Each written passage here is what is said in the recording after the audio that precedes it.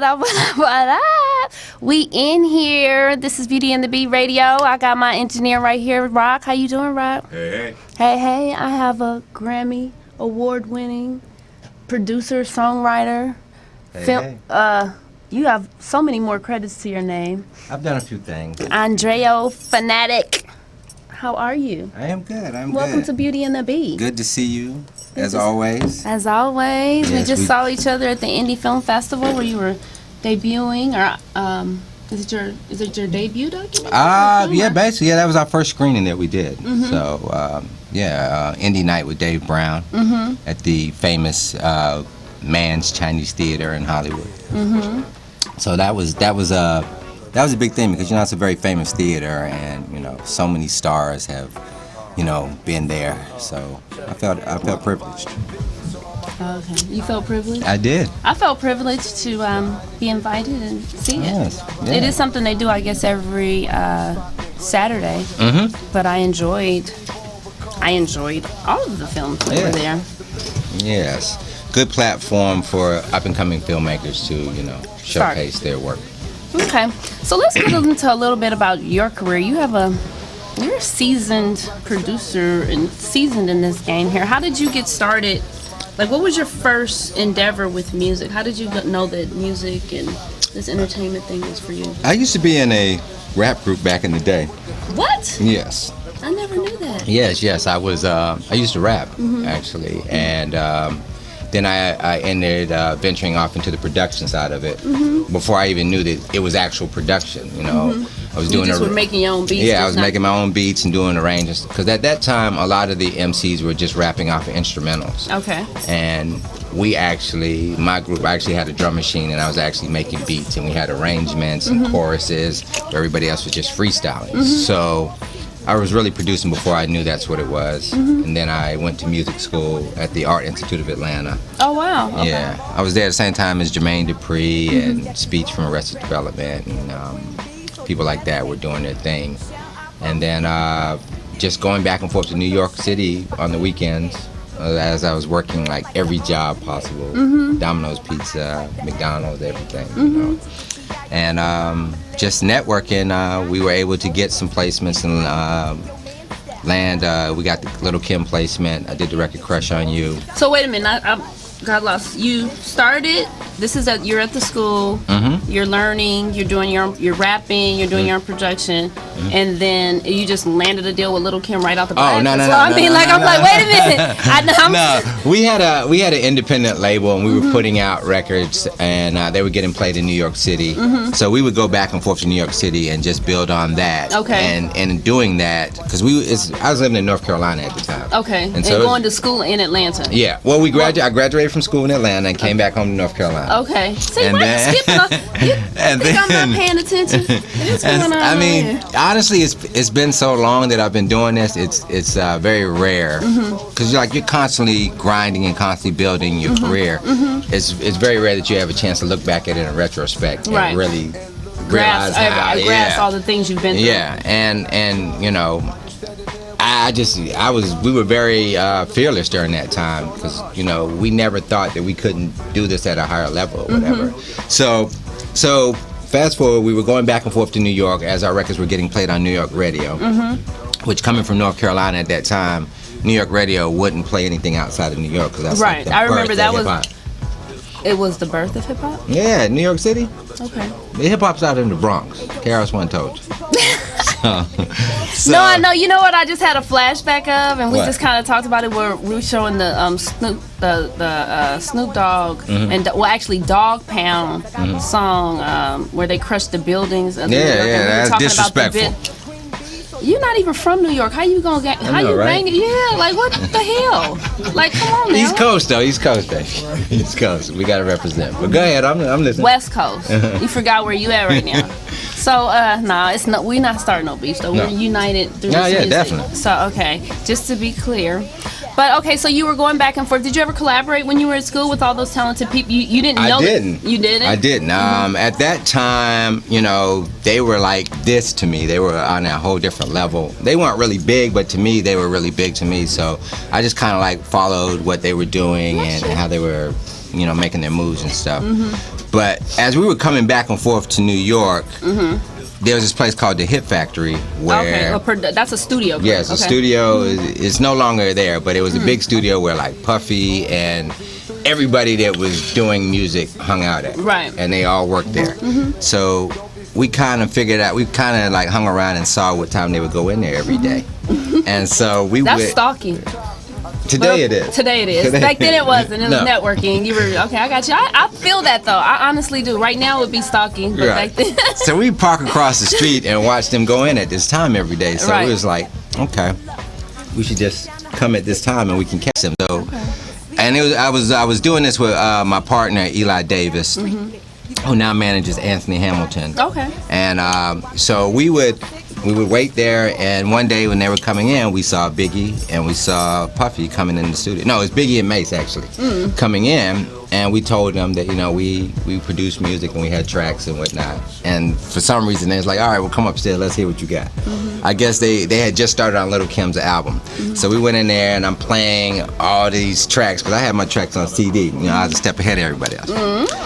So everybody else had cassettes and whatever. I had mine on CD, so you could just go through the joints, right? So I'm playing them, and it's real quiet in the room. And so after I finished, I'm like, well, maybe they wasn't feeling anything. So I was like, all right, well, thank you for your time. And then Biggie was like, can you play? And he just started naming all these numbers. So he had been writing them down the whole time. I didn't even know that. And so next thing I know, I'm in the studio with Mace and Biggie every day, writing songs for Little Kim's album. Oh, okay. And so, so we got that off, produced a couple of other people, and then I went down south. At that time, I was like caught up in the hype, and I was like down south because they was like playing the record like crazy. So instead of being in Playing New York, what record? Crush on You. Oh, okay, so That was like you're- the first one that I did. You skipping some stuff. What I skip? Okay, so you in there, you stalking Puffy and all his crew Right. up at the Hip Factory. Right. Y'all playing beats, you getting acquainted, and now all of a sudden the record's hot at the radio. But I missed when did the transaction take place? Like, how did you get Crush on You to Little Kim, or was it? Oh, okay. Well, they were writing. Biggie and Mace were writing all Right. the songs for her. Okay. And so I was working with them. So every you day. just telling that she don't write her own lyrics right now? At that time, She she wasn't. wasn't really writing everything. Biggie was, maybe she was writing a little bit, but Biggie was really responsible for the concept. She Okay. didn't even like Crush on You, actually. She didn't even want the song. That was one of her better Right. videos. Like, Yeah. it's kind of Right. classic in the sense because all the hair. And all Right. that. She was doing that before everybody. Right. So at the time, Before Nicki Minaj. right, she didn't even like the record. So if you notice on the album, Little Caesars is the only one that's on the record. And then they started playing the record when the album came out, and so they was like, girl, you better get on this record. So she Right. went back and did the record. Okay. And so the record comes out, blows up. I'm down south. It's on the radio. I'm in the clubs getting all this love and whatnot instead of handling my business in New York City, negotiating these deals. So I kind of missed that window. So I'm down south. Nothing is really happening. And I found this artist that I started producing by the name of Omniscience. And he's a rapper. And as I'm producing him, Vincent Herbert is coming through town because he had. You at this time, you're structuring these deals just straight off of meeting people and connections. You didn't have management at that No. time to represent you. No. So how did you become part of the hit squad with Puffy? Because I know that was a part of your journey. And, Right. So how did you become a part of that? Well, I'm gonna tell you that. Okay. Well, you can't talk the whole show. This is Beauty and the Beat Radio. With me, like, I'm gonna narrate we through didn't get this. to that yet. Okay, so you didn't get to Yeah. that. So y'all playing songs. So the Crush on You came before your affiliation with Puffy. Right. You just happened to you met them. They got Yeah. the track you liked. They liked. Yeah, I ended up reconnecting because I was mostly dealing with Biggie and Mace and On at that What time. song did you do with Mace? Get Ready with Blackstreet. Okay. Okay, so Vincent Herbert is there. Was he a manager at that time? He had just done some stuff with Brandy, and he blew up off of the Tony Braxton record. Okay, I got How you. Many Ways? Okay. So he was looking for artists. He had a label deal at Elektra with Sylvia Rome. Okay. So he's coming through town, and we white labeled the record, the hip hop record, and he heard it, and he loved it. So he was like, What "Where does can white label did mean? That means where you just press it up and just put it out, and DJs are playing it and everything. Oh, okay. And so he heard it, And he called the radio station, was like, well, who produced that? Who's the guy? Whatever, whatever. And they told him. So he came looking for me. At that time, I was twisted. Paper was gone. Right. I was no electricity in the crib. The beard was I was twisted. Okay. So he calls, and I'm like, he's like, come to the studio. So we went to the studio, and he was like, play me some music. And I just started playing them all the music that I had. Because like at that time, I was producing tracks like every single day in my house. So you didn't lose your creativity even though stuff Nah. was stressing you out. You like, okay, at least I can Yeah. go home and... Yeah, it was just sex and music every day. That's What was you it. saying? Well, You was making well, gentleman never tells. Okay, that's... But so it was just sex. I mean, it was just You music. brought it up. It was just music every day. Okay, music We're every day. gonna say it's just music. every Okay. day. So he comes through, and he's impressed with this catalog of music that I've generated over this time. Right. So he flies us to New York, and next wow. thing you know, we're in Sylvia Rome's office. We're having conversations about signing with them. At the time, he was working with R. Kelly and Barry Hankerson, so he was in the So mix the with a lot Leah of people. project was going on at the Right. time. Okay. Right. Missy was probably being signed around that time. Right. Okay. Good. Right. It was Oh, a so hot you- moment for you- election. Yeah, you putting it all together now. I'm putting it all together. Okay. Yeah. So we go up there, and things don't work out with the deal or whatever. I end up actually producing the song on Aaliyah's album. I did the record, the Got to Give It Up record, the Marvin Gaye remake with Slick Rick on it. How hard was that trying to get a sample clearance? I don't know, because after I did the track, I didn't get credit for it. You're kidding. Yeah, me and Vincent See that kind your of... paperwork wasn't right. Yeah, I ain't having paperwork right. Well, actually, what it was is we had the same attorney. Because at that time, when That you don't work. That's yeah. a conflict of interest. See, now where were you at when I needed you then? See, because what happened is that when you have the same attorney, Yeah, it's a and you conflict have of one interest. client that's making a bunch of money and another client that's making a little bit of money, who you think they're gonna pick? Yes, that's a conflict of interest. Yeah. Period. Yeah. So she was like, "We'll get it on the back end. Don't worry about it." And so the song ended up becoming a single. The album sold like 8-9 million records or whatever like that. But even previous to that, I did a record on the Fugees album. That sold 17 million? Yeah, That one? yeah. What song was that? I did the what's the Lauryn Hill? Killing Me Softly. Oh, wow. That was a nuts. Now, at the time I was working with Vincent, and I was going over. Prize from the Fugees was picking me up every day, taking me to the studio, and so they had a little studio in the basement that they were working on. I think they called it the Booger Basement or whatever. So I was producing tracks for them, and as I was producing tracks, they didn't have no budget yet. Oh. And Vincent was like, "Don't go back over there unless they got a budget." So I ain't go back over there. Next thing I know, I hear the track on the radio. So, of course, once again, advised by my attorney at the time, you probably know her, but we won't say who she is, but she I basically... damn near want to call out Vincent. At this point, I have mad mucho respect for a lot of his work, but I mean, that's like Well, this when is you the mess thing. up. You know what though? It goes both ways, and in this business, I think it's just key your growth, and you have so much inside. You have so much more. The reason why you're successful is because it's in you to do what you're doing. So it's like no one can take that from you. But I feel like sometimes people do, management or whatever, can take advantage when someone doesn't know the ins and outs. So it's key to find that balance and find somebody that really, I mean, I know of Vincent Herbert's work. We know from the Yeah. Gagas to the Braxtons to behind the scenes. But it still does, it's not a good look when you hear a story like that, when you say like, dang, like, publishing, let's co-share, like, something. Well, let like, me explain the dynamics of that whole thing. Right. Okay, this is what it is, right? At the time, Vincent was like 21. Like he So came both of y'all kind of were new, just filling it out. I was feeling it out. He kind of already knew. Okay. But you got to realize this: these people, they have been taken advantage of by people that were before them, Right, and so they're true. just a product of what had happened to them. I get that. So I didn't really hold any hard feelings against them. Okay. I'm from the South, where you look somebody in the eye, and when they say Yeah, what it handshake, is, I it's mean, like, your word. so when you come to New York City and you from the South, they just prey on you. And so Bless her heart. so you got to go through all that. But if you know that this is what you were meant to do, Then you keep don't going. let those things stop you or True. whatever. And that's the. And that's what's so the point. crazy? I would see because Wyclef tried to sign me one time as a producer. I would see him all the time. I would see Prize all the time, and these cats would act like it never even happened. Oh wow. They would act like, you know, they're meeting me for the first time. I'm like, I came to your house like every day for like a month making tracks. And, you know. Who are they trying to make that up for?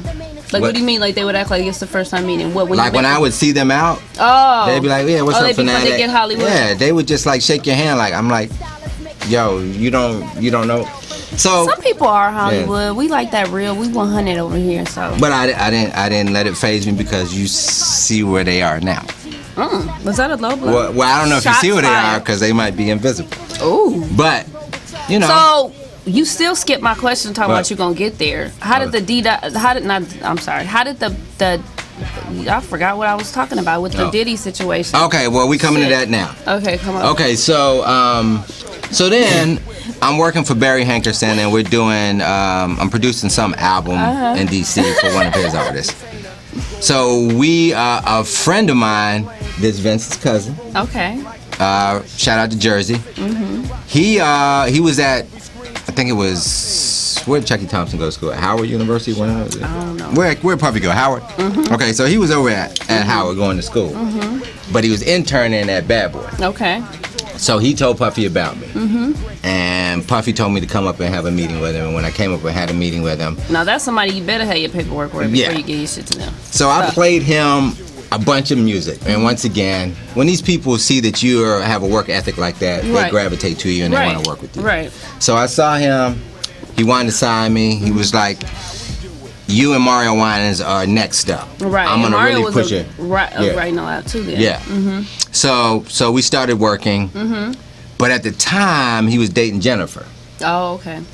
And so Jennifer Lopez and him were in this really heated romance. But then he had the gun charge. And when the gun charge happened, his whole focus wasn't on it. It was that.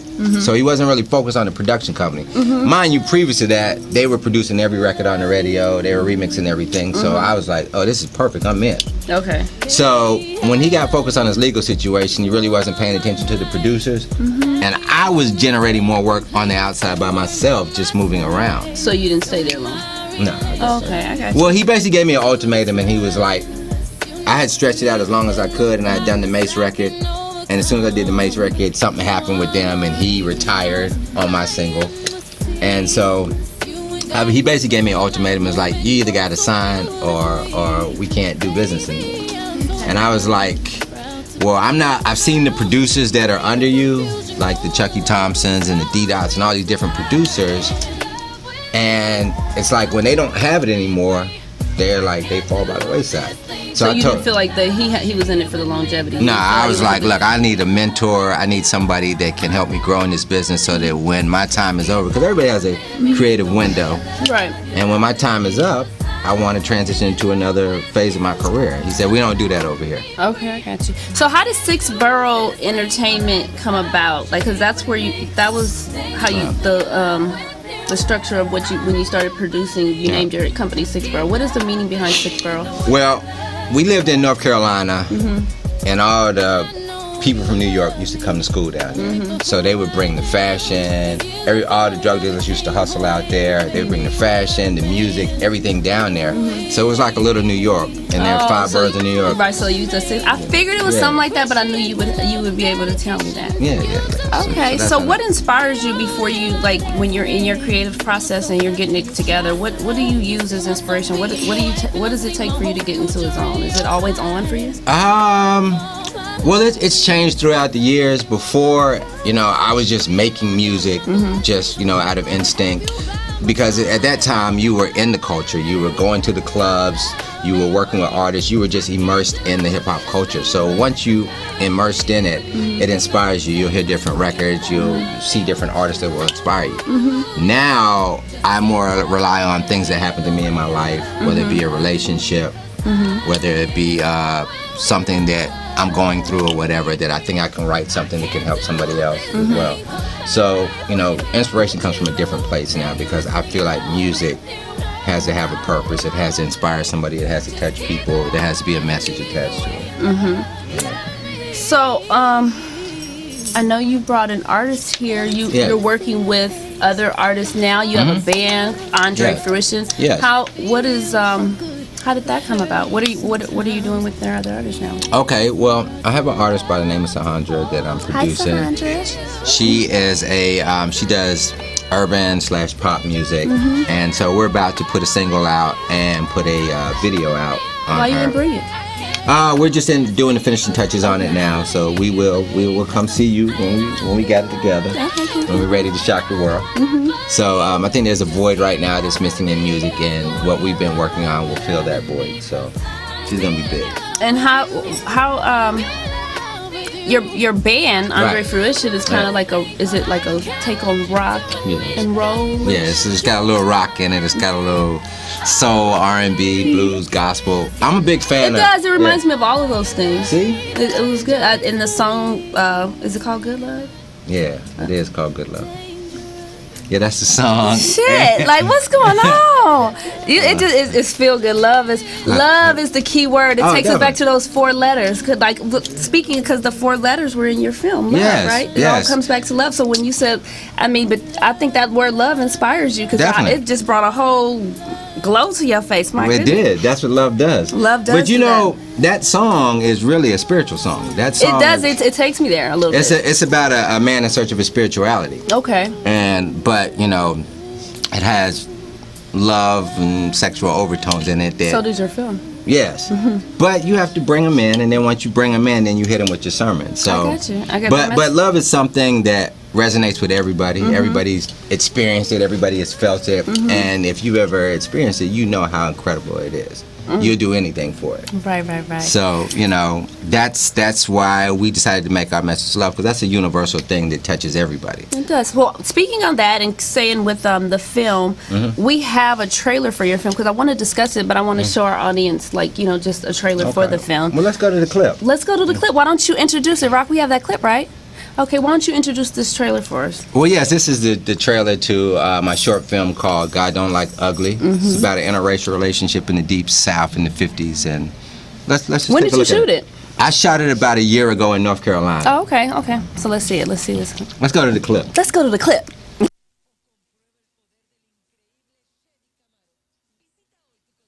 In a time when their love was forbidden, 2 people from different worlds found their dreams in each other. When you kiss me, it's like I'm flying above the clouds. That's what I feel when I'm with you. I ain't never felt that with nobody else. Not even with your own kind. No, not even with my own kind. See, it's about love. Love is the only thing that matters. His heart defied the evils of the real world. In this world, they're ready for this kind of love. They can't understand it. And they just see colors. Colors ain't supposed to be pale. He's over there! Shoot him! You go that way! We must get rid of this Andre Fruition and his insane theory of love. Love will change the world. His kind of love will send us all straight to hell. The town tried to tear them apart. No way the mixing of the races can ever, and I mean ever, be beautiful. Andre will never leave us alone, you know that. They don't want us together. They don't want things to get all mixed up. Hell, I don't know if I can change the world and what people think. But I can change how this world feels when I'm lying here with you. Process Films and Sixth Borough Entertainment presents a film from the mind of Grammy Award-winning producer Andrea Fanatic Bird. God Don't Like Ugly. Featuring original music from Andre Fruition.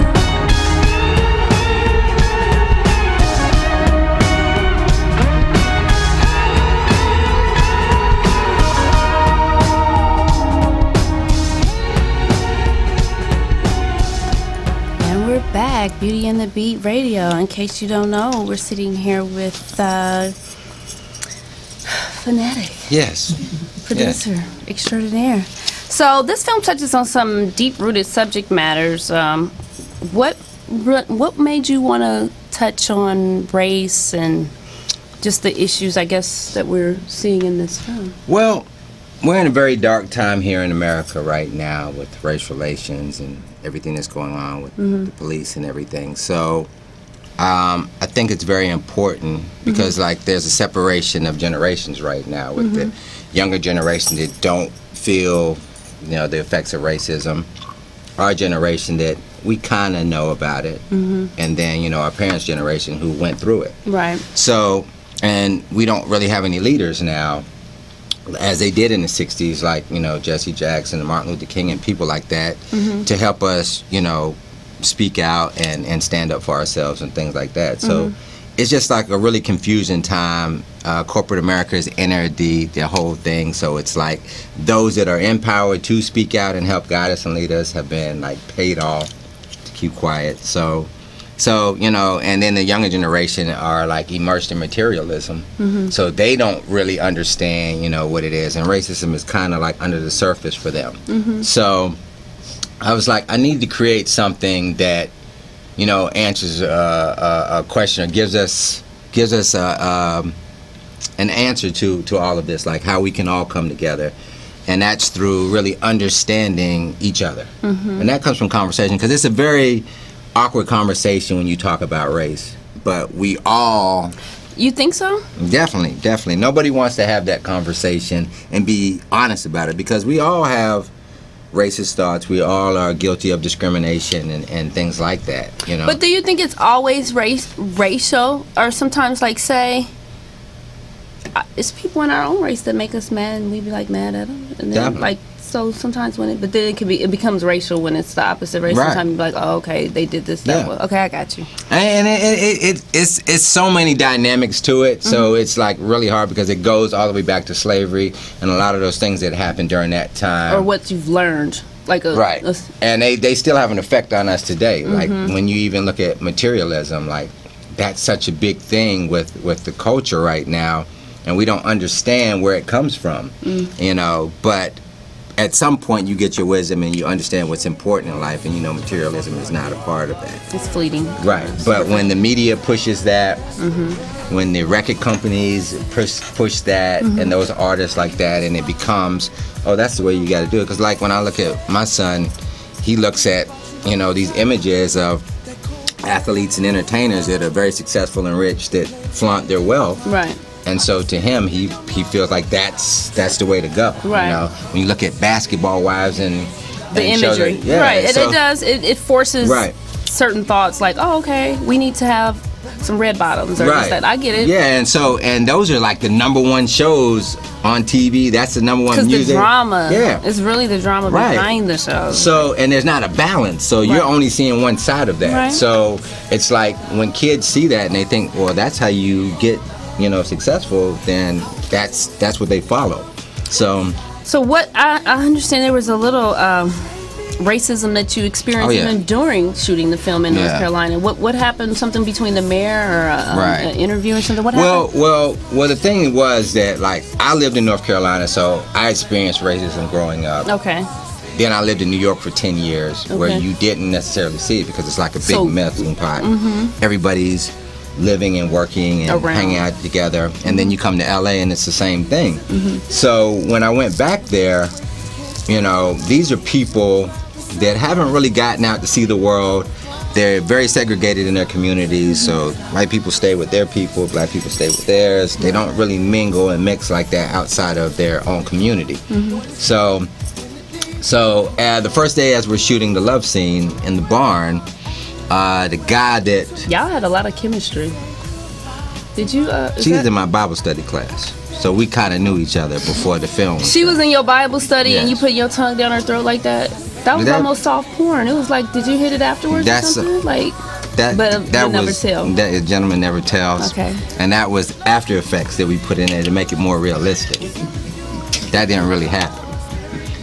But it's very awkward to shoot those things. It's because they're very choreographed, so it looks like you having a good time and all that. But it's the on-stream chemistry was choreographed. Yes. There's a lot of stopping and starting. It's a lot of people standing around on the set. So you stand there you like in a room full of people with cameras and stuff. Right. You can't get wood in that situation. So it's just you just in the moment.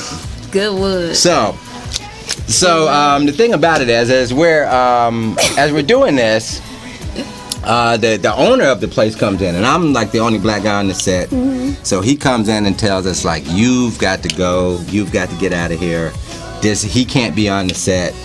You can't have him here. I didn't know he was going to be here, right? And like he's pointing at me, and so it got very Because it was his barn that you were shooting at. But Okay. we had a clearance to shoot there and everything. Right. So basically they told me to leave.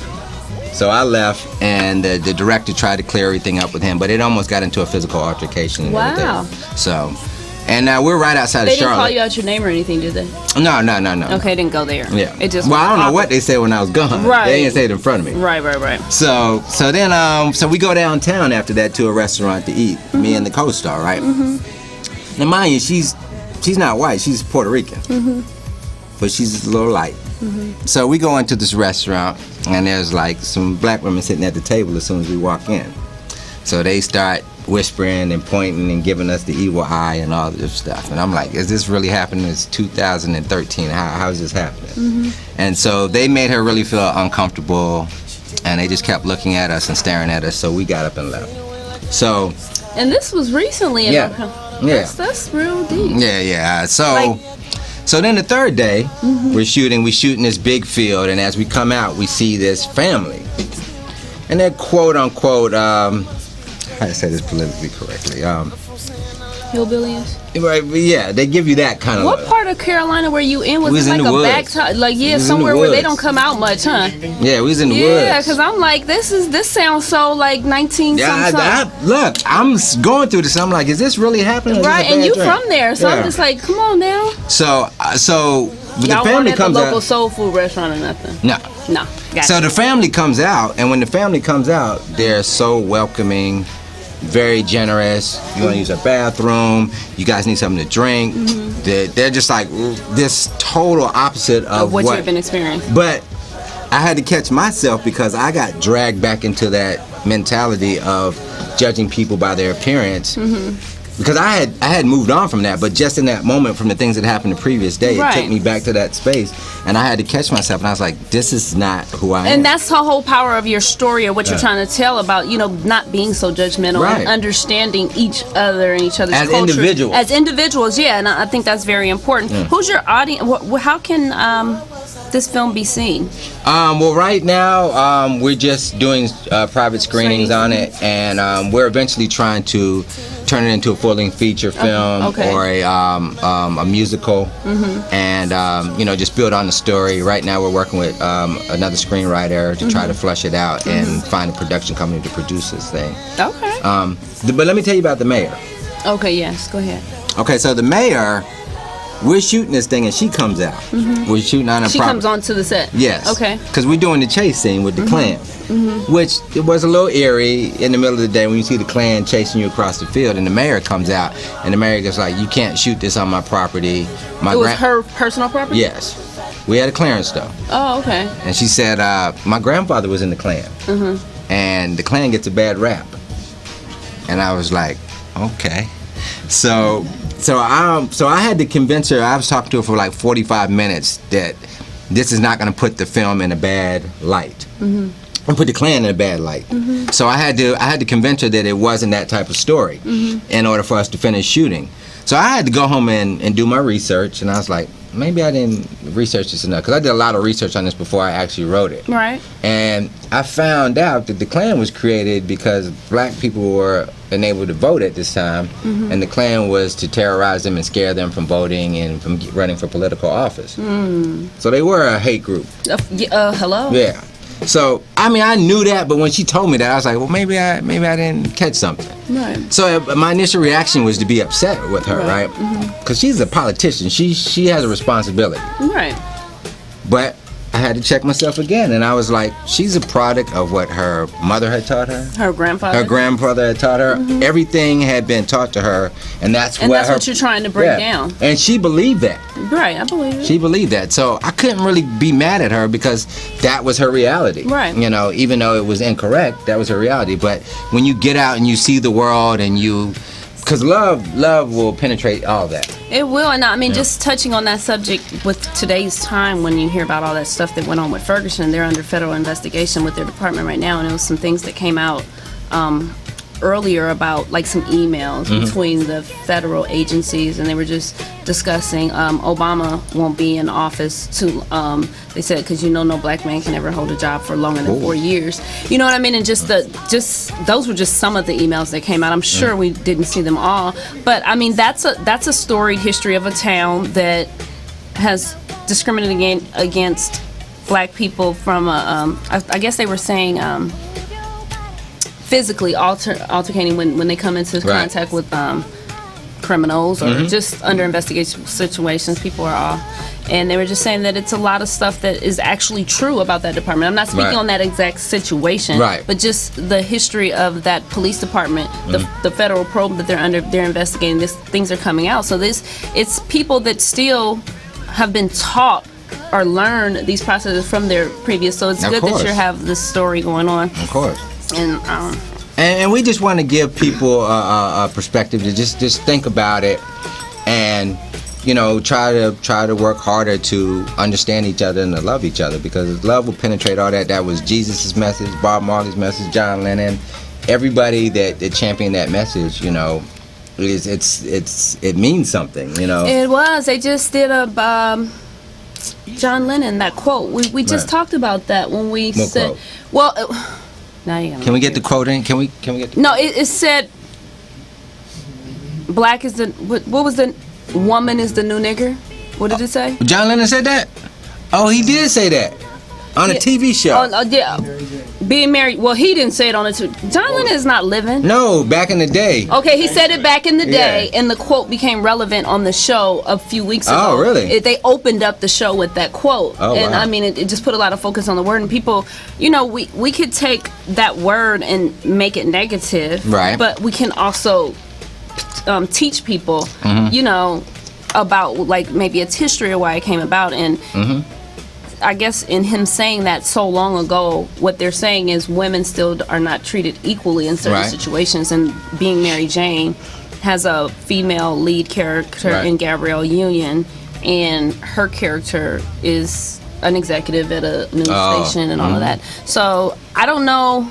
I'm trying to think of what the quote meant to the show. I kind of can't remember that show that day, but I do know that it was brought up in the topic. So when you said John Lennon, they quoted him. And we're not just about, the film is not just about race; it's about discrimination as well, because that is something as well that's a big issue right now with everything that's going on in America, and it's more about just respecting each other and understanding each other, because we're gonna be here, we're not going anywhere, so it's like we got to figure it out and figure out how to exist with each other. But love will always prevail. Yes, in the end. So let's talk about your band, the Andre Fruition. You have a college tour going on. What's going on with that? Well, we're in the planning stages of that tour, and what we'll do is we'll do a screening, a Q&A, and then a performance of the music from the film. The band, what I found is when you look back at history, every iconic artist that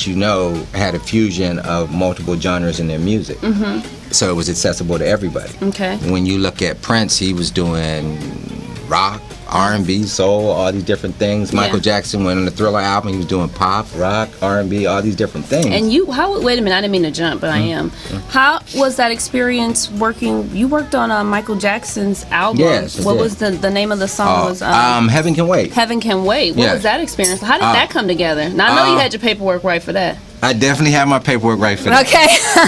I learned. Okay, well, I did the song on Kevon Edmonds at first, right? Okay. As Babyface's brother. Okay. And as we were doing the song, he was like, y'all keep trying to make me sound like Michael Jackson. I'm not Michael Jackson. You just need to go get Michael Jackson if y'all want to do that. And so the light bulb went off. Right. And I was like, you're right. Right. And so I just played 6 Degrees of Separation, and I found somebody that was working with Teddy Riley. Okay. I knew Teddy Riley was working with Michael Jackson. Right. So I sent him the record, and the next thing you know, we were in Miami, and Michael Jackson was standing like right there in my face. Wow. And so it was like, okay, this is What Michael was it Jackson. like meeting Michael Jackson? It was weird because it wasn't just a typical conversation like how you doing, like in passing, you shake your hands. Like he started talking about the record. He talked about what it was saying and how much he liked it, and it was like we were having real conversations in the studio. So it was just like really weird that he was just like standing there and you're talking. You're to trying him. to be in the moment, but you're still processing the thought. 'Cause So I'm talking to him, and as he starts talking, I just break out with this Kool-Aid smile, and I know he's looking at me like, "Why is this fool it was smiling at like, me?" yo, okay. And I'm like, this is Michael Jackson, and that Right. eyeliner is killing me right now. I know. Like, so you're looking at him, but Yeah. you're like, it's respectful. So I get you. Yeah. So it was. Who's your favorite artist that you've worked with? Do you have any favorites? Probably he was probably the one of my favorite ones I worked. Well, Beyonce. Beyonce. Yeah, that was Beyonce. on. Cause that record. Dangerously in Love, Yeah. right? No, I did Speechless. Oh, okay. Dangerously in Love was the album, Right. the title of the album. Yeah, but it was okay. on Speechless. Speechless. Yeah. Okay. And so the thing about the record is it was an instrumental at first that I created when I Speechless. definitely. Okay. So when I made the record, like I used to just play the record all the time, and you be with your woman and you just playing the instrumental, and you have the record invokes all these erotic thoughts and things like that. And so I ran into somebody, Loving Libra. and they gave this girl the track, and she got it to Beyonce. Oh, okay. And so they wrote exactly what I envisioned the song to be about. Oh, okay. It just brings that emotion out of you. So it was just really weird when I got with her that what she had written was exactly what I was thinking when I was making the record, and it affected her the same way. Which that's the first time I realized, like, music. It's so universal. Yes, It's and like, it- I think that music transcends all of those thoughts with Definitely. race and all that. Steve, even right now, what you saying, the generation's kind of like, I know a lot of people that I can't remember even a era in school that I didn't have all ethnicities that I went to school with, different. I mean, it's just always been pretty integrated Right. for me. Like, what I mean? Not that I haven't seen or experienced racism, but I mean, it's been pretty integrated. But I think that music, especially the hip hop culture, and it's, is bringing together a lot of those disparities within Right. race because of music being so universal and speaking to. That's so why many. we gotta like really use it to put the right messages out. Oh, that- take your shirt off. Well, I'm gonna bring the guns out. Take it you off. know. What? So, Getting hot in here, right? As soon so- as the end come, you're like, "Wow, let me take this off." But that's and there's nothing wrong with Take it off. It's not.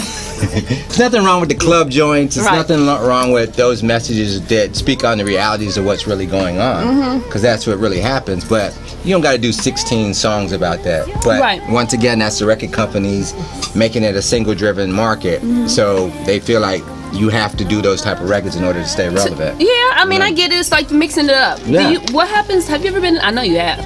You're in a club, song you've produced, written, or worked on, or whatever comes on. What do? Do you dance? Do you get happy? What does that feel? I just look around the room and see what the reaction is. I was actually in a party, Grammy week, Okay. and Crush on You came on. Oh, okay. And so I'm looking at everybody dancing and whatnot, and it's like when it comes on, like, oh, that was my shit. Right. Oh, I'm sorry. We could cuss. Okay. That's his shit. Okay. So I'm looking at the reaction, and it's like nobody in the room knows I did that record. Right. But just to see everybody still moving to it years later after you created the record, like Right. and that's like a record I made in my bedroom, just working on it. Right. And now What here you it is doing, touching the paying world. bills? What you So- doing? Paying bills? Like, really? No, I'm just I'm just kidding. I didn't. It's a little brisk in here. So you just Yeah. teased it. He wanted to show his arms Yeah, off, where's ladies my and shawl gentlemen. at? It's He a wanted little to brisk in get it, cracking. Well, Then he's like, know. "Nah, I don't want to get it too Yeah. cracking up in here. It's cold." Yeah, they do have the air on. It's a lot of equipment. It gotta cool Yeah, off. it's a little We nipply can't- in here. Let me see your nipples. Hey. We just had a discussion about that. How a man can be on the cover of a magazine and show his nipples, and women can't. Wow, man. We need to do something about that. We need to see more We ain't nipples. complaining, You know? Well, need to women see- cannot. Oh, they can? but guys are not complaining. Oh, they don't. Y'all don't want to see nipples? No, we're not complaining if you do show nipples. You're not complaining, but we can't. It's It's other women that complain. If a woman, that's what it is. Yeah, well, I'm for more nipple. Let's have it. Yes. If you need me to Nipples. take a stand, We're gonna whatever you need to- hashtag more nipples. If I need to speak out on it, let me know. Speak on it. Speak on it. So, I know I like the name of your film company, Process. Oh, yeah. Oh, yeah. Oh, you see? And you know, we was way ahead of our time. You know, We were the so Kings- ahead oh of my our gosh. times. That I learned so much from that experience because Therese worked with me on a magazine back in the day called Process Magazine, and it was about producers and songwriters in the industry. And we were showcasing them because they never really get the spotlight, and they're the ones that are behind the hits. Right. So we started creating this magazine, and you know, we got sidetracked and we didn't finish it. But that let me know that, like, and right after that, all these publications were featuring them. They had some spin-offs that were similar to our magazine, but that let me know, like, We were ahead of our yeah, time. We were and kind you gotta stick with it, You you do. know, because what happens is the media promotes the overnight success thing so much that they don't understand the journey. yes, and people think it just happens like that, and Right. so you know you get discouraged and you stop. But you know, everybody, like I look at Alicia Keys and Beyonce, right? They got I remember Alicia Keys got dropped from Yes. before she even got signed with Clive Davis. She got dropped. sign dropped, group members quitting, all of these different things happening, but they kept going because they knew that this was their destiny. And Right. So we should have done that, you know, but here we are. Here we are. We could fulfill something. Yes, I think we should. Okay. We'll start with the nipple thing. We'll get that moving, and then we'll segue into something else. See what I'm talking about? See? Yeah. And it wasn't no on-screen chemistry. He hit that afterwards. That's what I'm saying. Miss, what's her name? Ortiz? Gentleman does not tell. I- That's very unprofessional. You It think they is. asked Humphrey Bogart if he and No, I'm just playing. Gosh, African I don't Queen, know anything was about they that, and I doing- don't. I think she's still a virgin. So that's what I'm saying. Like we're just. it's about the love. It's about the love. It was so much love transpiring Yeah. on that screen. Passion. That passion. It's all about Yes, passion. passion. So you have. There's two more things I wanted to discuss with you. You have a new venture with vinyl, and it's an Oh, yeah. online. Tell us about vinyl. Oh. What is it? You're a curator with that project. What is I that am about? a music curator for vinyl. It's a new company. You know, because there's this whole resurgence with vinyl now. Right, correct. And so they're like a membership service where basically you pay a fee and we pick out incredible vinyl and we'll send it to you and you can keep it. Where are they getting the vinyl from? We're buying all these different collections from, you know, thrift stores, record stores that are closing down, people's personal collections, and we have this huge inventory of vinyl from back in the day to all the way up to now. And basically, I'll pick out something that I think is really hot, and I will send you these records that will, you know, Do change you your think life. they ever will start repressing up vinyl records? I was talking- Is it like totally expired? Yeah, I was talking to Renard about it. You remember Renard, my partner? Yeah. I was talking to him about that last night, and I think that the labels, as this thing starts to build even more, I think the labels will go in that direction. Really? And start reissuing a lot of this vinyl. Because, you know, there's nothing like the vinyl experience. Like, when you got the record and you looked at the cover and you read the credits. I was just saying that to Keisha, and I was just like, you know, even with me and with CDs, it's like I have a room, a closet, like it's nothing but CDs, and I won't get rid of them, even though a lot of them I've downloaded into my iTunes catalog and put them on my iPod, but I don't get rid of the actual CDs because I totally I'm someone that goes, when I buy it, I open it, I read it. Sometimes they have lyrics. I mean, I really want to get it. That's how you get in tune. We're missing that, and I don't want even CDs to go away. Even a lot of the computers now don't even have a thing where you can. I'm like, how do you not have a CD? And or even cars, I heard like that's not right to me, because that's how you get this connection with the artist sometimes. Wow, that's the biggest thing, is like you really start learning more about the artist outside of just the music. Yes, because it becomes personal. Well, social Yeah. media introduces you. Sometimes it is a connection that you're getting to with your artist now. That social media, you can experience that, but it's nothing like opening up a CD that you wanted to hear and reading through it and kind of seeing their journey, hearing who they're thanking, seeing who, and that's how as people that are getting into the industry can actually learn who, like they see the credits of who produced what. Not that it is an online database where these things can be found. I'm not saying that it doesn't exist. But you want that experience all at the same time. As you're listening you don't to wanna, it. Yeah. You know, it just. You don't want to have Wi-Fi just to search for who did what. You want it in your hand. And then another thing I wanted to discuss, how do they get on vinyl? Is it just online? Do you go vynl.com? Yeah, yes. I was Okay, I spelled it wrong, sorry. VNYL.org. VNYL.org. Yes. Precise. Yes. And you'll go on there and you can find out about the service. We're just in the process of really launching very soon. We have a store that we're opening up down on Albert Kinney. Abbey Kinney. Abby Kinney, I'm sorry. Abby Kinney, that will have vinyl in there that you can pick out. And it's just the experience of getting reacquainted with vinyl again, and me picking out amazing music that I think you should experience and whatnot. So but shout out to Nick over there, and Caitlin and Steve and Teal and everybody over there is working hard at getting this thing off the ground. It's going to be huge. And we want everybody to be a part of this experience of vinyl. I know what it meant to me, growing up, so we want to reintroduce that to everybody. Okay. And then I saw you announce that you're with your Payroll Records with your one of the business partners that you mentioned in the past with Eli Davis. You guys are working on a documentary. What is that going to be about? Well, the documentary is about an independent record label in North Carolina that we came together and we produced music that was getting played in New York City at the time when it was very segregated. They wouldn't play records outside of New York City, and we were getting our hip-hop records played up there. And everybody that was affiliated with the company went on to produce like all these major artists from I don't know. We produced everybody. You have an amazing collection. Yeah. Like everybody from there went on to do something. Like one of the producers is a good friend of mine that was in there. He went on to produce, Jay-Z's first biggest records and things like that. Okay. Everybody that I produced, and so it was a lot of talent. And we were doing that before it was like these movements that were coming out of Philly and Texas and Miami. We were like at the birth of that whole thing, so we're gonna actually document it. A lot of hip hop historians know about the music, and so we're gonna do the story on it and put the music out. So, okay, I like that. Yes. I like that. So there's a lot of stuff going on. It is a lot of stuff going on. Yeah, but we're just scratching the surface. Andre Fruition, we're working on a record also too. We're putting songs to the film out now, so we're in there writing and creating now also too. So I know you won a Grammy. What song was that for? that was for the Beyonce album Speechless. Oh, okay. Yay. So you better have said she was your favorite artist to work with. Yeah. She gave me a shout out and everything on TV. It was real. Yeah. And so how can our audience get in touch with you or stay in tune with all these wonderful things that you have going on?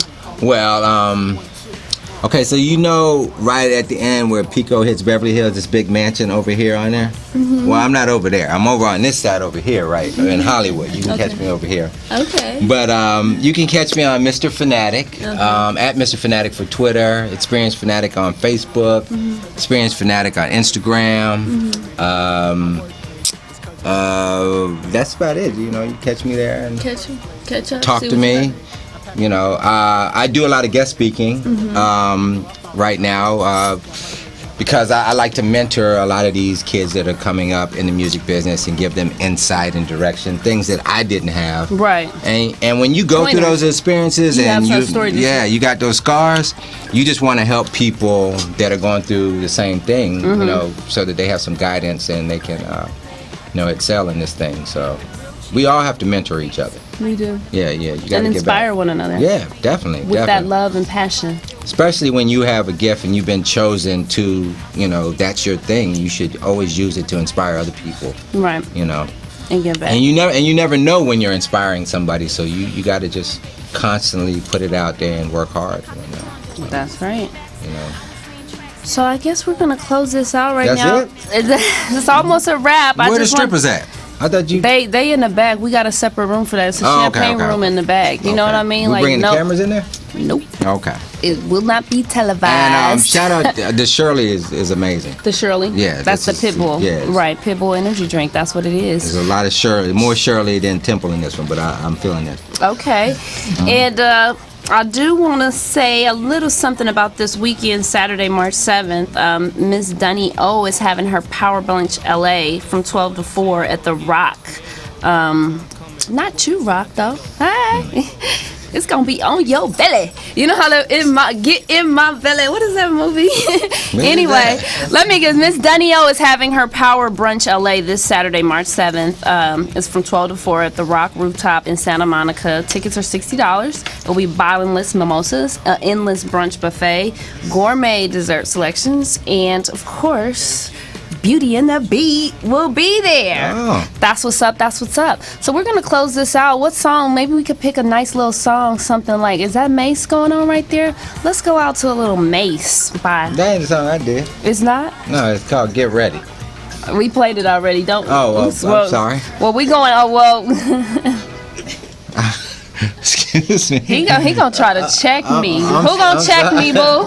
Listen, I'm sorry. We going out. We just trying to go out. I'll go out on my theme music if I want to. I like your theme music. Who like did that? Kid Envy. Kid Oh, okay. Envy. Shout out to Kid Envy. Yeah, that's nice. You I like that? Yeah, you got some real. You can play it on the radio. Boom.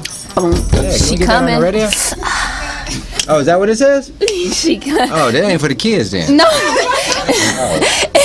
It does not say she's coming like that. Meaning like I'm walking in the room. Oh. Hello. Oh, see, I was see, I was doing too much. You were doing way too much. She's coming. I'm coming. Oh, okay. We're coming. But we can all walk in together. We're not gonna, go there. No. Andrea. Oh no. Let me pull back here. Pull back. Yes. Beauty and the Beat. We about to be out. I forgot. I lost my train of thought. Shout us out. Connect with Beauty and the Beat on Beauty and the Beat Radio. IG? Is it Beauty and the Beat Radio? I gotta know this stuff off top. You know, social media is new for me. Oh no. Yeah, I know. It's very. I find myself technically challenged. Yeah, I do too. It's just hard to let people in your window like that when you're a very proud person. Like that. So I mean, it's really when it comes to business, you just promote business Right. stuff. My personal stuff, it don't really be the Right. I'm not really a big. Well, it was good to do this show with you because I've been, we've been friends for a long time. Oh, okay. Okay, go ahead. You've been friends? No, I'm sorry. Yeah, and your mom. Shout out to her. I always check on you when I see her, see how you're doing and whatnot. Oh. I remember I saw you in Baby Boy, and I was like, "That's her." So you did your thing. You do your thing. Yeah. We doing our thing. Yes. That's what's up. Oh, Bye. Let's know we ready to go. Oh, all right. We'll see y'all at the what's the event? The barbecue. The bingo and barbecue. No. Rock Rooftop, Miss Danielle, Power Brunch LA. Right. Be there, be square. Right. All right. Yep. We over and out. Beauty and the Beat Radio. She coming. Beauty and the Beat though.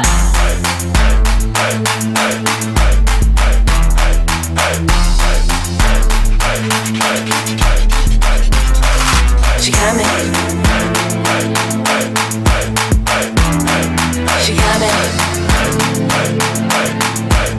Beauty and the Beat though. Oh no.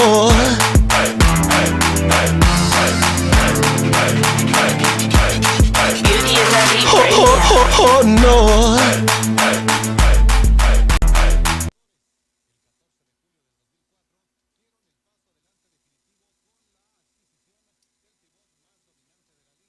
Good morning to you. The birds are chirping. Hey now. Good morning to you. The birds are chirping. Good morning to you. The birds are chirping. Yo, man, that money bring the birds in. Throwing money while she twerking. If she with it, hit the whip, then we swerving. To the crib, once I get it, then it's curtains. Quick to tell a bird, see you later. On the grind, so I gotta get this paper. Still the same, ain't changed, ain't nothing new, but the money that's coming in and the birds that's coming through.